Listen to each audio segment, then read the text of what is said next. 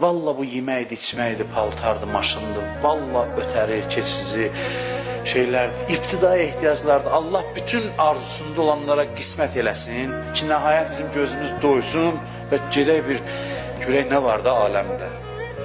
Nə qədər olar eyni dərdlərlə yaşadıq, ömür keçdi, öz ünvanıma deyirəm.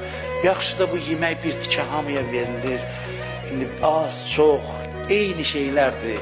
Nə qədər də növbənöv olsa, inanın, nə qədər də artsa, yenə də həmin halətdir. Bəzən də ondan da ağır olur. Elə bil ki, görməmiş kimi arzulamaq var.